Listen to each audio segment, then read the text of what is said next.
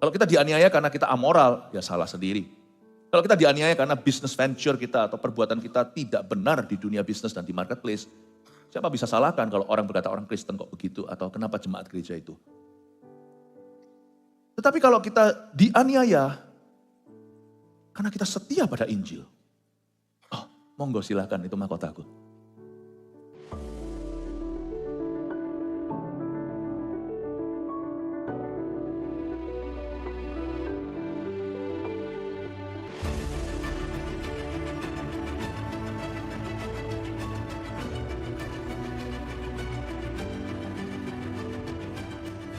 Selamat pagi Tuhan Yesus dari gerejamu yang kau cintai. Thank you. Terima kasih kami boleh datang ke rumah Tuhan untuk mendengarkan suaramu, untuk mengalami kasih-Mu. Amin. Thank you untuk hadirat-Mu. Tak ternilai harganya Tuhan. Kami hari ini boleh masuk di balik tirai itu semua karena pengorbanan-Mu Tuhan Yesus 2000 tahun yang lalu. Ajari kami untuk setia pada Injil dan tidak menyimpang ke kanan maupun ke kiri. Amin. Beri kami hati yang berani untuk berdiri lurus di tengah-tengah generasi yang bengkok dan zaman yang semakin tidak menentu. Thank you Tuhan. Hanya satu Injil yang telah menyelamatkan kami. Biarkan kami terus setia sampai mati. Thank you Tuhan Yesus, urapan-Mu lewat pengajaran-Mu, urapi seluruh jemaat-Mu, kau lindungi kami semuanya. Ya Tuhan Yesus, sampai Tuhan datang. Sembunyikan hamba di balik salib. Dalam nama Yesus, haleluya. Amin, puji Tuhan. Good morning, selamat pagi. Berikan salam satu sama lain, katakan shalom, selamat pagi. Tuhan Yesus memberkati. God bless you, thank you. Silakan duduk ya. Kebaktian hari ini kita akan melihat menu khotbahnya 1-5 sebagai berikut. Saya kasih judul setia pada Injil untuk melindungi gereja kita selalu hidup dalam kebenaran. Kita akan buka di Galatia pasal yang pertama lebih dulu. Kita baca Galatia pasal pertama ya. Ayat yang ke-6-10. Demikian firman Tuhan. Aku heran bahwa kamu begitu lekas berbalik daripada Dia yang oleh kasih karunia Kristus telah memanggil kamu dan mengikuti suatu Injil lain yang sebenarnya bukan Injil. Hanya ada orang yang mengacaukan kamu dan yang bermaksud untuk memutarbalikkan Injil Kristus. Tetapi sekalipun kami atau seorang malaikat dari sorga yang memberitakan kepada kamu suatu Injil yang berbeda dengan Injil yang telah kami beritakan kepadamu, terkutuklah dia. Seperti yang telah kami katakan dahulu, sekarang kukatakan sekali lagi, jikalau ada orang yang memberitakan kepadamu suatu Injil yang berbeda dengan apa yang telah kamu terima, terkutuklah dia. Jadi bagaimana sekarang? Adakah ku cari kesukaan manusia atau kesukaan Allah? Adakah ku coba berkenan kepada manusia? Sekiranya aku masih mau mencoba berkenan kepada manusia, maka aku bukanlah hamba Kristus. Sebelum saya akan bedah ayat per ayat, saya ingin Anda melihat bahwa di luar sana ada Injil-Injil lain dan kita tidak boleh buta. Saya rasa waktunya telah tiba dalam pengembalaan ini untuk saya menjabarkan sedikit. Saya akan beri contoh beberapa kepercayaan-kepercayaan yang seperti Kristen namun bukan. Karena kita nggak boleh remehkan. Kita ini diselamatkan oleh Injil. Sebenarnya kita itu dibenarkan karena percaya kita, bukan karena perbuatan kita. Jadi kalau kita salah percaya, ya kita nggak selamat. Jangan remehkan doktrin loh. Orang Kristen kalau terus baby rohani, pray for me, doakan aku, lama-lama kan nggak bertumbuh. Ya, apa itu tadi? Nah, orang Kristen kalau semuanya seperti itu tidak akan bertumbuh, dia akan selalu digoncangkan, diombang-ambingkan dengan kepercayaan-kepercayaan dan angin-angin pengajaran. Saya ingin kita untuk melihat dulu beberapa yang saya sudah pilih untuk mewakili karena terlalu banyak di luar sana. Tetapi yang saya pilih ini adalah yang utama-utama, jadi kita melihat kemiripan satu dengan yang lainnya. Pertama-tama saya ingin menunjukkan Jehovah's Witnesses atau saksi Yehova. Dimunculkan di depan sini ya, Jehovah. Saksi Yehova mereka percaya apa? Mereka percaya bahwa Yehova atau Yehuwa adalah satu-satunya Allah. Masih gak masalah. Tapi yang berikutnya, Yesus adalah ciptaannya yang pertama. Ciptaan Yehuwa yang pertama dan tertinggi. Nah di sini kita tidak sepaham. Roh Kudus itu tidak ada bagi mereka. Roh Kudus hanyalah tenaga Allah di dunia. Nah, sedangkan kekristenan atau kita percaya bahwa Yesus dan Bapa adalah satu. Ya, Yesus dan Bapa adalah satu dan setara. Firman-Nya begini di Yohanes pasal 1 ayat 1 munculkan, pada mulanya adalah firman. Firman itu bersama-sama dengan Allah dan firman itu adalah Allah. Nah, di sini langsung kita mengerti salahnya di mana. Lalu di Yohanes 10 ayat 30 bunyinya, aku dan Bapa adalah satu. Memang Jehovah God adalah satu-satunya Allah, tetapi Yesus itu setara. Kita percaya Allah Tritunggal, mereka tidak. Lalu bagi mereka Roh Kudus itu nggak ada, hanya tenaga. Atau God's creative force, atau kekuatan Tuhan di alam semesta. Tapi bagi kita Roh Kudus itu adalah Allah.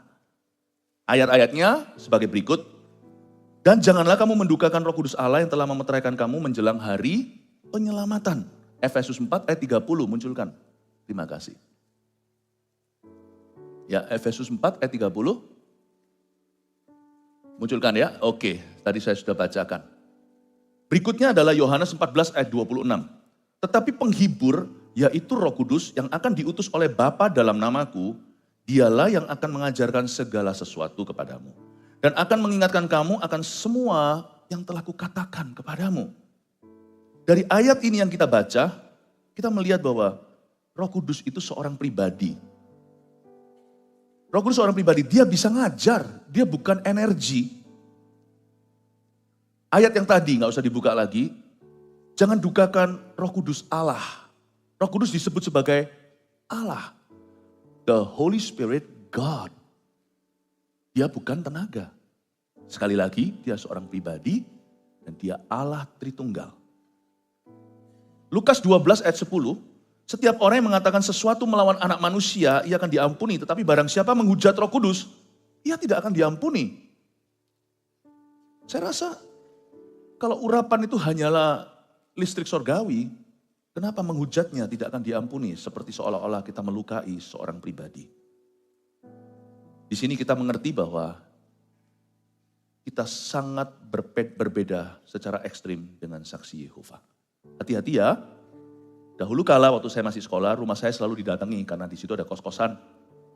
Waktu saya di Kanada. Dan mereka selalu hendak memberitakan Injil mereka. Bagi kita, Injil yang lain. Kepada orang-orang Kristen. So be careful. Karena saya tidak ingin satupun domba tersesat. Karena ini tanggung jawab kami sebagai gembala sidang. Yang kedua saya mau tunjukkan satu aliran lagi namanya Mormon. Atau Mormonism dalam bahasa Inggrisnya. Saya ambil aja pokoknya yang inti-inti ya, kalau mau dipelajari secara detail menurut saya jemaat juga nggak terlalu ready karena sangat-sangat spesifik sekali. Saya lebih mau ajarkan Anda dari sisi aplikasi sebentar lagi. Nanti lain kali kita bisa adakan khusus seminar tentang ini tapi bukan di ibadah weekend seperti ini. Mormonism itu satu aja yang saya pilih. Pengajaran itu langsung bertolak belakang dengan keyakinan kita. Alkitab tidak lengkap atau tidak final, tetapi terjemahan Joseph Smith sebagai Nabi Mormon, pendiri Mormon itu adalah ilham yang benar. Jadi Alkitab itu dijadikan suplemen. Di sini perbedaannya dengan kita sebagai orang Kristen adalah Alkitab adalah kitab suci yang diilhami oleh Roh Kudus. Dan sudah final sampai kitab Wahyu. Ayatnya begini 2 Timotius 3 ayat 16, segala tulisan yang diilhamkan Allah memang bermanfaat untuk mengajar, untuk menyatakan kesalahan, untuk memperbaiki kelakuan, dan untuk mendidik orang dalam kebenaran. Wahyu 22 ayat 18-19 bunyinya, aku bersaksi kepada setiap orang yang mendengar perkataan-perkataan nubuat dari kitab ini, jika seorang menambahkan sesuatu saja kepada perkataan-perkataan ini, maka Allah akan menambahkan kepadanya malapetaka-malapetaka yang tertulis di dalam kitab ini, kitab Wahyu. Dan jikalau seorang mengurangkan sesuatu dari perkataan-perkataan dari kitab nubuat ini, maka Allah akan mengambil bagiannya dari pohon kehidupan dan dari kota kudus seperti yang tertulis di dalam kitab ini. Kita sekarang melihat yang ketiga, pengajaran yang mungkin agak asing bagi orang Indonesia. Tapi di benua Amerika, tempat saya dulu juga bertobat dan juga sekolah teologi ya, ada yang namanya Christian Science. Ya, ini Kristen ilmu pengetahuan. Betul-betul mengandalkan logika. Jadi sekarang kita mengerti cikal bakal kenapa gereja-gereja banyak meninggalkan Roh Kudus, meskipun tidak termasuk sekte atau bidat atau sesat, tapi banyak gereja sudah mengalir ke situ. Hawa dunia itu begitu, jadi be careful. Makanya gereja kita tetap berpendirian teguh soal Roh Kudus di dalam gereja. Termasuk prakteknya, asal kita lakukan dengan tertib dan penuh dengan tujuan dan bisa dipertanggungjawabkan. Gereja kita nggak ngawur, kita sangat spirit filled, penuh Roh Kudus, tapi kita juga sangat logis, termasuk dalam menjelaskan setiap karunia. Penggunaannya itu satu, di checklist satu persatu ya. Satu persatu itu jelas-jelas tempat dan gunanya. Saya ingin sekali, kita ingin bersama-sama gereja kita terus setia pada Injil sampai Tuhan datang. Katakan amin. Christian Science percaya bahwa Roh Kudus itu bukan pribadi. Lihat ya ada kemiripannya dengan yang lainnya. Melainkan ilmu pengetahuan ilahi saja atau yang mereka sebut sebagai divine science. Sorga dan neraka itu nggak ada. Sekarang kita melihat juga perkembangan zaman ke arah mana sebenarnya nothing new. Di bawah kolong matahari ini nggak ada yang baru. Everything itu cuma recycle atau daur ulang dari yang sudah ada. Sorga dan neraka itu nggak ada. Itu hanyalah yang mereka sebut the states of mind. Itulah ilusi atau halusinasi manusia dan dosa serta penyakit itu juga ilusi belaka. No, dosa is real. Dosa itu bukan chemical atau kimia di dalam brain atau otak seseorang. Not really. Sin is nature. Dosa itu hakikat. Hakikat itu apa? Tabiat. Dosa itu sudah, kita lahir itu sudah ke sana. Gravitasi kita situ. Karena itu kita jadi mengerti sekarang Yesus harus mati. Gak ada jalan lain. Kekristenan percaya bahwa Roh Kudus adalah pribadi yang ketiga dari Allah Tritunggal yang diutus kepada gerejanya. Yohanes 16 ayat 7 begini, namun benar yang kukatakan ini kepadamu adalah lebih berguna bagi kamu jika aku pergi, kata Yesus. Sebab jikalau aku gak pergi, penghibur itu gak akan datang kepadamu. Tapi jikalau aku pergi, aku akan mengutus dia dengan D huruf besar kepadamu. Dia adalah pribadi, dia bukan ilusi, dan dia bukan ilmu pengetahuan.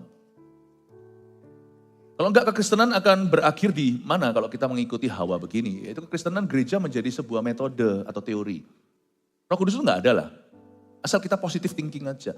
Dan kalau kita lemah, bukan Injil yang kita beritakan, tapi akhirnya pengkhotbah menjadi motivator. Nah di situ bahaya. Ada orang, contohnya ya, kata-kata seperti kalimat seperti begini. Wah, anak lu pinter ngomong ya. Wah, fasih dia, fasih lidah. Wah, pasti nanti jadi pengkhotbah. Enggak tentu. Jangan pernah samakan khotbah Injil dengan pinter ngomong. Kemarin saya cerita sama rekan-rekan, saya ini introvert orangnya. Hah? Pastor Philip introvert? Iya. Saya tuh suka menyendiri dari kecil, orang tua saya tahu kalau saya sendirian bisa main sama mainan saya itu sampai petang hari. Dan sampai hari ini pun ya, bagi saya bukan tipe, wah gaul gitu enggak. Di depan kamera saya grogi. Tim multimedia yang tahu. Saya ini kamera fobia. Dan saya gagap kata-kata, gak pinter ngomong. Hanya kalau pikiran saya itu gak ke Anda, tapi ke Kristus, saya sembunyi di balik salibnya. Waktu saya tahu saya melakukan ini adalah peperangan rohani dan ini penting untuk menentukan hasil akhir riwayat rohani seseorang. Saya lupa diri, bisa lancar. Coba taruh saya di wedding party, suruh saya nyanyi lagu Yela Isyam. Saya langsung gugup setengah mati mau pingsan. Suruh saya ceramah, anything, apapun selain Injil. Saya juga gak tahu mulai dari mana saya harus baca. Nah, apa hubungannya? Apa hubungannya ilmu pengetahuan dengan panggilan? Kau dipanggil, lalu timba ilmu di situ. Sampai kau mahir. Gak ada hubungannya. Karena itu kita harus mengerti bahwa Roh Kudus itulah yang memampukan kita. Dosa, kutuk, dan sorga serta neraka itu ada dan nyata bagi orang Kristen. Roma 3 ayat 23-24, karena semua orang telah berbuat dosa, for all have sinned. Dan telah kehilangan kemuliaan Allah. Dan oleh kasih karunia telah dibenarkan dengan cuma-cuma karena penebusan dalam Kristus Yesus. Dengan jelas Tuhan berkata semua telah jatuh dari kemuliaan. Dan itu bukanlah kondisi pikiran. Roma 3 ayat 23 dan 24 bunyinya, sudah ini ya. Ini sudah Roma 3 tadi saya sudah bacakan ya. Yang terakhir ya, saya jelaskan yang ini juga sama bahayanya, karena orang Kristen tidak hati-hati menjadi yang namanya liberal atau universal Christianity. Orang Kristen universal lah, semua sama. Saya rasa kita semua harus berteman ya dengan yang lain. Maksudnya berteman itu kita harus ramah dengan semua orang. Tapi apa hubungannya gelap dan terang? Jangan menjadi pasangan yang tidak sepadan dengan orang tidak percaya. Jangan memasang hook yang sama. Seolah-olah semuanya itu sama, ada segala jalan menuju ke Roma. Saya rasa kita harus hati-hati. Yang disebut oleh Alkitab sebagai persekutuan itu pada saudara seiman. Dan kepada yang lainnya kita harus menghormati dan menghargai. Mengasihi, harus bijaksana hidup dengan orang luar. Tapi kau dan mereka tidak satu dalam iman. Jangan berbuat seolah-olah kita itu sama saja, karena sungkan. Niscaya kalau kita masih mengharapkan pengakuan manusia untuk menyenangkan semua orang, kita bukan hamba Tuhan. Kita adalah hamba manusia. Pemahaman liberal kekristenan bunyinya kurang lebih begini, pemahaman Kristen gak boleh sempit lah. Lu orang harus berkembang mengikuti zaman. Ikuti zaman boleh lah fashionnya, tapi juga bukan semua fashion ya. Jangankan gereja di luar juga gak semua fashion kita bisa terapkan. Jangan yang inilah ya. Saya tidak sarankan anak-anak Tuhan terlalu liberal dalam segala perkara sampai-sampai cowok gak jelas cewek, cewek gak jelas cowok gitu ya. Laki pakai rok tuh ya meskipun bukan di gereja juga mikirlah. Menurut saya kita boleh berkembang, buktinya gereja modernisasi kok. Tapi keyakinan tidak boleh. Kebenaran tidak boleh. Kebenaran yang kita percayai dan yakini dan anut bukan agama. Tetapi the truth. The word of God. Firman Allah. Dan itu tidak bisa berkembang dengan zaman. Karena itu sudah diperkirakan oleh Tuhan. Dari jauh hari dari dulu sudah dipersiapkan untuk melampaui zaman. Pemahaman Kristen tidak boleh sempit, saya setuju. Tetapi bukan prinsip. Musik hari ini lihat berkembang, tidak sempit. Orkestra, mau segala macam, zaman dulu alat musik drum disebut setan. Lalu terjadi pembaharuan praise and worship. Tetapi ada hal-hal tertentu dalam kepercayaan dan keyakinan serta kerohanian kita tidak boleh mengikuti zaman. Lama-lama nanti gereja juga akan menerima LGBTQ. Dan kita takut untuk menyebut pertobatan. Kita berkata nggak apa-apa lah, zaman sudah beda, bukan zaman edan. Kita nggak mau ikut-ikutan. Alkitab mengajarkan kebaikan, orang liberal berkata, tapi bukan otoritas kebenaran lah Bible ini. Dia salah satu kebenaran. Dan memiliki kesalahan juga, Alkitab itu ada cacatnya. Coba lihat ya, ini sama itu tuh salah. Ini sama ini saling menentang atau saling melawan. Mereka percaya gitu, bukan kita. Yesus itu adalah guru yang baik. Tapi bukan satu-satunya Tuhan dan jalan keselamatan. Kristen liberal akan berkata begini, jadi nothing new di dunia ini. Kekristenan, apa yang kita percayai, kita percaya begini. Pemberitaan tentang salib adalah satu-satunya berita keselamatan. Titik, bukan titik dua, bukan koma. 1 Korintus 1 ayat 18 bunyinya, sebab pemberitaan tentang salib memang adalah kebodohan bagi mereka yang akan binasa. Tetapi bagi kita yang diselamatkan, pemberitaan itu adalah kekuatan Allah. Katakan amin. Dan lagi, Galatia 5 ayat 11, lagi, aku ini saudara-saudara kata Paulus, jika aku masih memberitakan sunat, mengapa aku masih dianiaya juga? Sebab kalau demikian salib bukan batu sandungan lagi. Karena zaman itu, di zaman Paulus membawa Injil ke non-Yahudi. Orang-orang Yahudi adalah bangsa yang disunat. Sehingga itu adalah hukum Taurat mereka. Jadi Paulus memberitakan sesuatu yang new, bukan baru sebenarnya bahwa Tuhan mengasihi segala bangsa dan itu tidak mudah diterima. Mereka berkata tidak bisa kalau kalian tidak disunat. Kalian bukan umat pilihan Tuhan. Jadi bukan Kristusnya tapi sunatnya. Bukan Injil percayanya tapi tanda lahiriah. Dan Paulus berkata bukan itu. Gara-gara itu Paulus dianiaya. Dianggap terlalu sempit lah. Terlalu konservatif, terlalu kaku. Kurang berkembang, kurang mengikuti. Dianggap kurang setia. Paulus berkata tidak. Paulus berkata kalau aku mencoba untuk menyenangkan semua orang. Kenapa aku masih dianiaya? Kalau kita dianiaya karena kita amoral, ya salah sendiri. Kalau kita dianiaya karena business venture kita atau perbuatan kita tidak benar di dunia bisnis dan di marketplace, siapa bisa salahkan kalau orang berkata orang Kristen kok begitu atau kenapa jemaat gereja itu. Tetapi kalau kita dianiaya karena kita setia pada Injil, oh monggo silahkan itu mahkotaku. Kita harus berdiri teguh. Roma 1 ayat 16 dan 17 bunyinya, sebab aku mempunyai keyakinan yang kokoh dalam Injil, karena Injil adalah kekuatan Allah yang menyelamatkan setiap orang yang percaya. Pertama-tama orang Yahudi, tapi juga orang Yunani, sebab di dalamnya nyata kebenaran Allah yang bertolak dari iman dan memimpin kepada iman, seperti ada tertulis, orang benar akan hidup oleh iman. Dan kita juga percaya bahwa Alkitab adalah firman Tuhan yang sempurna, otoritas tertinggi orang percaya. That's the Bible to us. Mazmur 119 ayat 89 bunyinya, untuk selama-lamanya ya Tuhan, firman-Mu tetap teguh di sorga. Firman-Mu. Matius 24 ayat 35, langit dan bumi akan berlalu, tetapi perkataanku tidak akan berlalu. Kita juga percaya, bedanya dengan Kristen liberal, bahwa Yesus adalah Tuhan dan satu-satunya jalan ke sorga. Kata Yesus kepadanya, Yohanes 14, Akulah jalan dan kebenaran dan hidup. Tidak ada seorang pun yang datang kepada Bapa kalau tidak melalui aku. Kalau kita nggak percaya ini namun mengaku percaya Yesus, berarti kita percaya Yesus berdusta dong. Berarti kita pelin-pelan dan kita tidak konsisten dengan pengakuan kita. I believe Jesus is a good teacher. I don't think so. Saya rasa tidak. Kalau Anda dan saya tidak percaya He is Lord, Dia Tuhan, dan jalan satu-satunya keselamatan, berarti kita kalau kita percaya, tapi bersama dengan itu kita percaya Dia guru yang baik, kita yang pelin-pelan.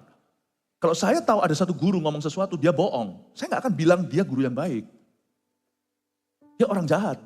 Tapi kalau saya mau menerima keberadaannya bahwa Yesus itu betul, Dia baik loh, kasih jempolan. Kita harus yakin juga perkataannya. Wong dia jelas-jelas gak netral dalam perkataannya. Aku satu-satunya jalan. Tidak ada jalan lain. Wow. Kalau Yesus bukan satu-satunya jalan, saya orang pertama yang bukan jadi orang Kristen. Ngapain kita beragama? Ngapain kita punya kepercayaan? Ya kan? Kita dianiaya. Karena jalan menuju surga itu sempit. Banyak orang yang hendak melaluinya, tapi tidak bisa.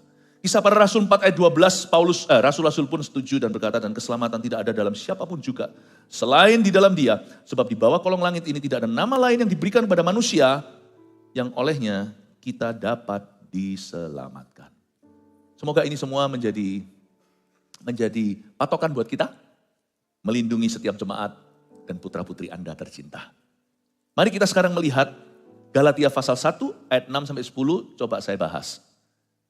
Aku heran, kata Paulus, bahwa kamu begitu lekas berbalik daripada Dia yang oleh kasih karunia Kristus telah memanggil kamu dan mengikuti suatu Injil lain. Paulus berkata, aku heran. Tapi puji Tuhan, kalau nggak mengalami begini, kan nggak ketahuan kalau ternyata jemaat kurang berakar. Ada tipe-tipe orang Kristen di dunia ini yang pasti ada mereka orang-orang Kristen yang bertumbuh, berbuat 30-61 kali ganda, itu bukan berkat, tapi itu pengenalan akan Allah. Tapi juga ada orang-orang Kristen yang tidak berakar, tipis sekali yang namanya tanahnya. Didoakan, punya kebutuhan, itu lumrah. Tapi segala agama juga ada. Kekristenan bukan hanya sekedar good news atau kabar baik. Please pray for me, doakan saya supaya saya mendapatkan jawaban untuk pergumulan saya. Kekristenan itu harus berakar pada pengenalan akan Allah dan pengetahuan yang benar. Injil lain itu bukan Injil sama sekali. Bahayanya mirip dengan Injil yang kita yakini tetapi beda secara fondasi. Dan Paulus heran, kok kalian rapuh ya orang Kristen? Paulus berkata, selama ini bertahun-tahun masa belum kenal Yesus? Kenapa kamu mengikuti suatu Injil yang lain, ayat 7 yang sebenarnya bukan Injil? Injil yang kita percaya itu all or nothing. Tidak bisa setengah-setengah. Karena Injil yang kita pegang, yang kita terima waktu kita diselamatkan adalah Injil yang tidak netral. Dan jelas-jelas Yesus pun dianiaya karena dia menyamakan diri dengan Yahweh. Dan orang Farisi benci, ahli Taurat mau bunuh dia dari awal-awal public ministry 3,5 tahun sebelum penyalipan itu. Waktu Yesus berkata, I am, pakai bahasa Ibrani. Waktu itu, Yesus menyamakan dirinya dan Yesus mencetuskan kesetaraannya dengan Allah. Kalau Yesus hanya mengajarkan kebaikan, maka mereka pasti tidak akan membunuh dia. Tapi karena Yesus menegur dosa manusia dan menunjukkan jalan, sehingga orang-orang sekuler saat itu juga benci dia, termasuk orang-orang beragama. Injil itu tidak bisa ditawar. Dan Injil itu yang menyelamatkan kita. Waktu kita bertobat terima Yesus ketika kita diinjili seseorang atau ketika kita datang ke gereja, lalu kita lahir baru. Pada saat kita menerima Tuhan, itu karena, dan kita tahu kita selamat, itu karena percaya kita, bukan karena perbuatan kita. Karena itu setan tahu bagaimana mencuri benih keselamatan itu ketika dia baru ditaburkan. Yaitu dengan cara membengkokkan kepercayaan. Kalau setan pakai aniaya tidak mempan, karena orang Kristen tambah sungguh-sungguh dengan Tuhan. Kalau setan memakai dan menunggangi yang namanya persoalan hidup dan itu tidak berhasil, karena orang Kristen justru minta didoakan, malah datang ke gereja, nangis-nangis mencari hadirat Allah, maka setan akan pakai cara menabur benih kebingungan. Karena ketika kita salah percaya, beres sudah, dia sudah mencuri sesuatu yang berharga. Kalau kita salah percaya, wong kita ini dipercayakan karena percaya, kita ini diselamatkan karena percaya. Kalau kita salah percaya, setan tidak usah otak-atik keselamatan kita. Itu dengan sendirinya tercuri.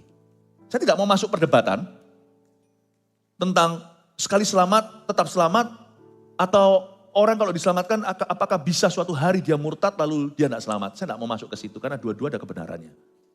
Kalau Anda memang sekali selamat tetap selamat, Anda pasti akan takut akan Tuhan. Tidak akan terus membuat suatu ulah yang membingungkan sehingga akhirnya orang bertanya-tanya, loh dulu dia selamat sekarang enggak akan. Dan kalau orang sungguh-sungguh selamat, benihnya itu firman. Dia bisa jatuh dalam dosa, tapi dia nggak bisa lama-lama menikmati hidup dalam dosa. Pasti ada yang kejar-kejar dia. Karena rohnya sudah dihidupkan, nggak mungkin akan biarkan dia di jalan yang salah. Tapi orang yang berbuat dosa, berbuat laknat, lalu berbuat seolah-olah tidak terjadi sesuatu, nggak ada namanya sungkannya sama Tuhan, nggak ada yang rasa gimana begitu. Aku ragu, apa sungguh-sungguh dia itu dulu menerima segenap hati Injil yang diberitakan. Jadi nggak usah didebat yang gituan. Tetapi kita tahu, the moment we believe, waktu kita percaya pada Injil itu, bukan ketika kita berbuat sesuatu, bahkan bukan karena baptisan kita diselamatkan, tapi orang yang selamat, kok takut dibaptis kenapa? Kalau memang sana cinta, kenapa takut nikahi dia? Baptisan itu seperti perkawinan anak domba di dunia, nanti dilanjut di sorga. Itu penyamun di samping Yesus, kalau dia bisa turun hidup lagi, hidup lebih lama, dia pasti dibaptiskan. Nggak mungkin pakai lama, dia pasti gercep, gerak cepat. Sekali kan pakai kata penyamun itu, cerita itu, penyamun itu pun nggak dibaptis loh. Iya, mau kayak gitu, silahkan naik ke salib, ayo minta seseorang paku kita di situ. Dia nggak ada pilihan, kalau dia ada pilihan dia dibaptis. Bukan baptisan yang menyelamatkan, bukan pelayanan. Waktu kita believe, waktu kita percaya, kita lahir baru. Jadi setan tahu bagaimana mengacaukan dirimu. Membuat kita bingung. Yang sebenarnya bukan Injil. Nah kalau kita percaya Yesus itu bukan seperti yang dia katakan. Nah pertanyaannya Yesus apa yang kita percayai? Bapak ibu saudara hati-hati. Saya berdoa karena saya tidak pernah reaksional dengan kondisi gunjang ganjing dunia. Saya gembala sidang. Berarti saya ikut dengan gembala agung. Minggu kapan saya harus ngomong apa? Itu semua perjanjian saya dengan Tuhan. Dan waktu saya berdoa Tuhan cuma bilang, dalam hati saya Roh Kudus seperti bilang, kokohkan mereka dalam doktrin Kristus. Amin Tuhan, baik Tuhan, beriku kemampuan. Jelaskan mereka. Saya berdoa, mana aja yang saya harus bahas sebagai wawasan luas untuk gereja Tuhan.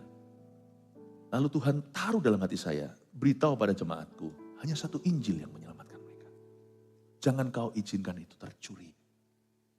Janganlah ada orang, ayat 7 katakan yang sebenarnya bukan Injil, hanya ada orang yang mengacaukan kamu yang bermaksud untuk memutarbalikkan Injil Kristus. Gak usah ikut-ikutan. Ini gak sesuatu yang baru. Oh my goodness. Waktu saya sekolah dulu, mereka percaya 28 Oktober 1998 ada seorang nabi dari Asia, dari Korea, yang memberitakan itu. Waktu itu tahun 1992, saya lahir baru aja sudah langsung tahu. Di dalam roh saya ada pengurapan. Saya tahu, gak perlu diajar seseorang, saya tahu kebenaran. Kok lucu Tuhan berkata gak ada yang tahu waktu dan saatnya, sana mau coba tawar, tahu bulan dan tahunnya. 98 lewat, gak terjadi apa-apa, malah kerusuhan di Indonesia. Malah krisis moneter di mana-mana. Teman-teman saya beberapa goyang dan berkata, wow kita harus jual. Ini kita harus berhenti sekolah, kita harus. Guys, saya bilang, segampang itu kau itu disesatkan. Padahal saya lebih muda secara rohani dari mereka. Saya baru usia berapa bulan dalam Tuhan. Ada beberapa orang yang sudah 10 tahun jadi orang Kristen, ada yang sudah lahir Kristen. Saya ternyata bukan berapa tahunnya Anda jadi orang Kristen, tapi apakah Anda sungguh-sungguh melirik ke Kristus? Apakah Anda sungguh-sungguh terima pengajaran Tuhan di dalam hati? Wah, untungnya kan cuma begitu. Yang disikat kan bukan kristologi atau bukan siapa Kristus. Tapi tanggal-tanggal gitu itu mengacaukan hidup orang loh. Sungguhan, itu membuat orang-orang jadi membuat keputusan bodoh dalam hidup mereka menuju 98. Saya bilang jangan gitulah. Fokus guys, saya bilang fokus. Gak ada yang dengarkan saya. Karena siapa saya waktu tahun 92. Fokuslah, konsentrasilah pada imanmu. Yang sehat gitu loh imannya. Saya dibilang, lu tahu apa? Ya sudah. 98 lewat, saya gak pernah singgung sama mereka, ntar mereka malu. Tapi keputusanku lebih bagus dari keputusan mereka. Karena saya mempersiapkan hidup saya sepanjang-panjangnya. Sekalipun saya tidak tahu kapan Tuhan datang kembali. Ayat 8, tetapi sekalipun kami, kata Paulus. Paulus pun berkata begini, sekalipun kami. Kalau saya berubah setia ya guys, kata Paulus. Please don't follow me. Unfollow saya. Tapi sekalipun kami atau seorang malaikat pun dia sebut. Seorang malaikat dari sorga pun kalau memberitakan kepada kamu suatu Injil yang berbeda dengan Injil yang telah kami beritakan padamu, terkutuklah dia. Injil apa yang diberitakan oleh rasul-rasul kepada mereka? Nanti terakhir saya kasih rangkumannya, namanya pengakuan rasuli, pengakuan iman rasuli, rangkuman Injil dari pengajaran rasul-rasul yang dikompilasi oleh gereja mula-mula di abad-abad pertama. Let's be faithful, okay? Tentang Injil, don't be too creative. Sama Injil jangan terlalu kreatif. Sekalipun kami, kata Paulus, kalau aku berubah setia ya, unfollow, kata dia. Atau seorang malaikat pun kalau turun ke sorga, membuat mujizat pun jangan kamu berubah setia. Terkutuklah dia yang mengajarkan Injil lain. Seperti yang telah kami katakan dahulu ayat 9, sekarang kukatakan sekali lagi. Jikalau ada orang yang memberitakan kepadamu suatu Injil yang berbeda dengan apa yang telah kamu terima, terkutuklah dia. 2 kali diulang ayat 8 dan ayat 9. Sebenarnya apa yang kita alami di zaman sekarang ini gak ada bedanya kok. Zaman itu berputar-putar seperti bumi berputar pada porosnya. Maksudnya apa? Zaman dulu gereja mula-mula itu diserang dengan berbagai angin pengajaran. Namanya aja beda labelnya. Sama dengan di Indonesia. Sambal si sambal. Labelnya aja beda-beda. Nasi si nasi. Dari dulu tuh sama. Zaman-zaman dahulu kala, gereja itu dirongrong dengan berbagai angin pengajaran. Ada yang namanya Gnosticism, Gnostik. Ngeroh, itu sudah ada dari dulu. Macam-macam sungguhan. Cuman dia berevolusi di zaman. Dan berubah-ubah labelnya. Tapi sami mawon, sama saja saudara. Terkutuklah dia. Jadi dari dulu Paulus juga menghadapi itu. Petrus, Yohanes. Nanti menjelang malam saya jelaskan hal-hal yang praktis gimana kita menghadapi pengajar-pengajar sesat. Gimana kita jaga rumah tangga kita, sel grup kita jaga gereja kita, jaga anak cucu kita. Aduh saya gak habis pikir kalau tiba-tiba anak kita besarkan, gak sungguh-sungguh kita serahkan ke Tuhan dan mereka tidak tertanam dalam gereja, lalu mereka sekolah luar negeri, luar pulau, luar kota atau gimana, lalu mereka dijangkau saksi Yehova, pulang-pulang berkata, Ma, Yesus itu bukan pencipta, Ma. Pada mulanya bukannya adalah firman. Yesus itu diciptakan, Ma. Yesus itu penghulu malaikat, Yesus itu kokonya Mikael, bahkan kokonya Lucifer, mati gak? Buat apa kita kerja sukses kalau anak kita masuk neraka suatu saat nanti. Neraka itu bukan takut-takuti. Itu ayat firman soalnya. Barang siapa tidak percaya. Coba kalau ada baca di kitab Wahyu. Suatu hari nanti saya bahas lagi yang lebih terperinci. Siapa aja yang tidak masuk. Yang akan tidak masuk. Yang namanya tidak tertulis dalam kitab kehidupan. Bukan hanya mereka yang cabul. Bukan hanya mereka yang melakukan sihir. Pembunuh. Bukan hanya itu. Mereka tidak percaya. Tuhan jahat dong. Jangan hakimi Tuhan. Karena manusia itu pada dasarnya lahir hatinya jahat. Menolak Kristus itu harus sengaja. Nah kalau anak cucu kita tidak percaya Kristus, apakah ada keselamatan? Jangan bilang jahat enggak itu, lihat hidup dia sekarang. Yesus mati itu berarti enggak ada jalan lain. Apa susahnya sih menerima pengorbanannya? Kenapa kita nolak? Kejahatan manusia terlihat dengan kekukuhannya, kegigihannya menolak pengorbanan satu-satunya untuk hidupnya. Apa susahnya menolak? Kelihatan keras hatinya sekalipun kelihatannya orang baik. Nah kalau anak kita terhilang dan tersesat. Bapak ibu saudara, kita gak boleh main-main dengan begini. Dan 8 dan 9 Paulus mengulangi dan berkata, sekalipun kalau ada orang memberitakan Injil lainnya, kamu jangan percaya ya. Paulus itu melindungi jemaatnya, ayat 10. Jadi bagaimana sekarang? Adakah ku cari kesukaan manusia atau kesukaan Allah? Saya suka. Paulus itu bukan tipe di ekstrim satunya. Dia itu memberitakan kebenaran dengan cara yang kurang bijaksana. Lalu Paulus membuat huru hara. Kalau kita itu melukai, kita hanya melukai seperlunya. Paulus bukan tipe orang yang saya mencari kesukaan Allah. Lalu sikat kiri kanan. Oh enggak, dia enggak gitu. Saya sukanya Paulus itu orangnya terpelajar. Petrus enggak terpelajar, tapi Petrus juga berwibawa. Cuman saya lihat Paulus itu orangnya bijaksana ya. Orang ini berani, tapi dia itu sangat berwibawa untuk menjelaskan kebenaran itu. Dia menjelaskan kebenaran tanpa kompromi, tapi tidak dengan cara yang mempermalukan Tuhan. Dia siap dianiaya, memang dia dianiaya. Karena prinsip, bukan karena metodenya. Paulus itu beda. Dia seorang ambasador tenan. Ini kalau negara punya ambasador kayak gini, mau antara negara angkat senjata hampir perang pun bisa nggak jadi loh, karena orangnya luas sekali. Tapi sebaliknya, ada orang-orang yang karena disenggol atau dikata-katai, dia mencoba mencari kesukaan manusia. Dia melemahkan stance atau pendiriannya akan kebenaran tertentu supaya apa? Supaya populer sama manusia. Oh, Paulus tidak akan menuju ke situ. Dia tahu batasnya. Sekiranya aku masih mau mencoba berkenan pada manusia, maka aku bukanlah hamba Kristus. Luar biasa. Kalimat ini, misalnya, bukankah tahun lalu pada waktu penutupan tahun, ingat ya yang datang? Saya ada khotbahkan. 3 hal ini akan digunjang-ganjingkan tahun depan, yaitu tahun ini. Saya ada khotbah loh, sudah nubuatkan. 1, tiganya salah satu termasuk kesembuhan ilahi. Bahasa roh dan juga persembahan persepuluhan. 3 hal ini. Coba Anda cek, kalau yang belum mendengarkan, khotbah saya penutupan tahun, ibadah tutup tahun tanggal 31 Desember 2023. Misalnya tentang persembahan persepuluhan. Misalnya. Persembahan persepuluhan itu adalah pengajaran firman. Sadarkan Anda. Karena dia ditemukan di kitab Maleaki misalnya. Salah satunya. Mau perjanjian baru kek atau perjanjian lama, dua-dua adalah firman Tuhan. Yesus datang ke dunia ini bukan untuk meniadakan hukum Taurat itu, tapi menggenapinya. Saya dan keluarga saya mempraktekkan persembahan persepuluhan. Karena itu pengajaran firman dan itu kebenaran. Dengan mengembalikan tersebut, kami sekeluarga mengakui bahwa Yesus yang memiliki 100% kehidupan kami.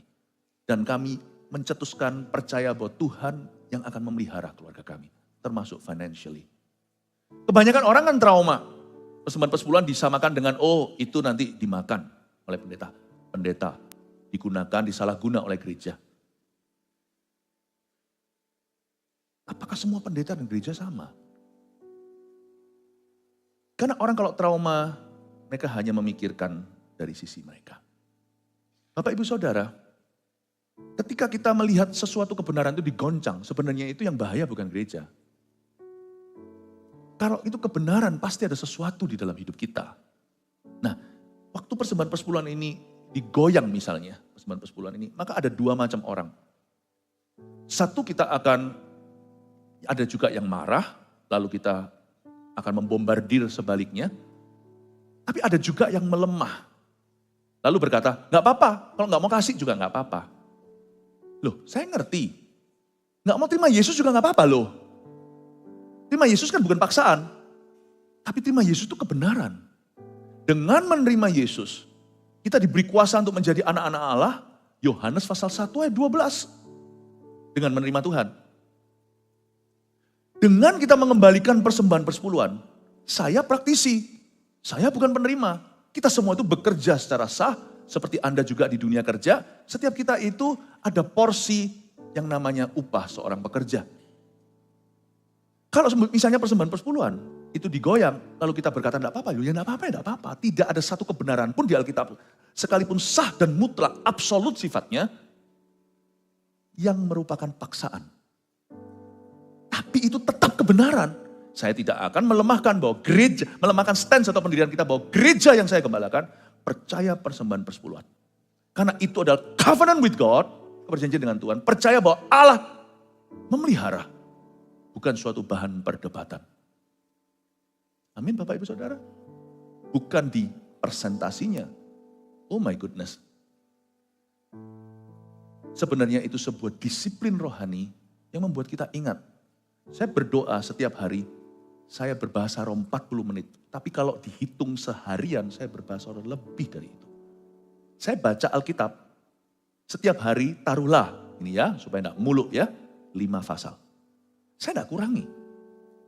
5 pasal itu bagi saya suatu disiplin rohani.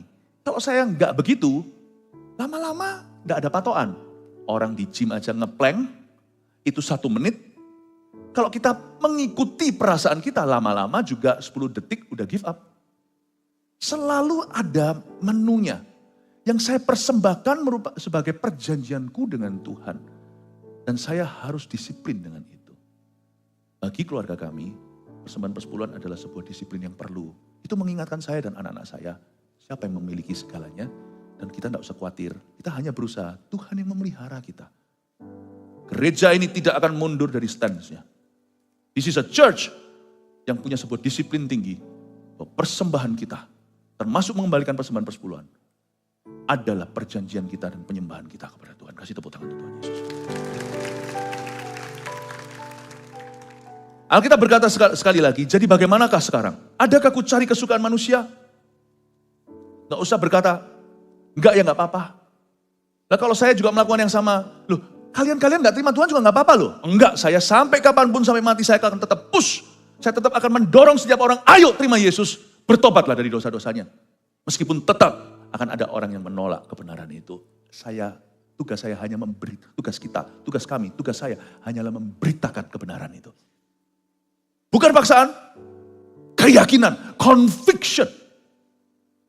I am convinced of the gospel, I'm not ashamed of the gospel, for it is the power of God to save those who believe. Aku punya keyakinan yang kokoh akan Injil, karena Injil adalah kekuatan Allah untuk menyelamatkan pertama orang Yahudi, lalu orang-orang Yunani, dan seterusnya. Conviction. We are a church that is faithful to our convictions. Kita adalah gereja yang setia pada keyakinan kita. Hanya satu Injil kita pegang, hanya satu firman. Perjanjian baru, perjanjian lama, super indah dalam kehidupan kita. Kita akan melakukannya.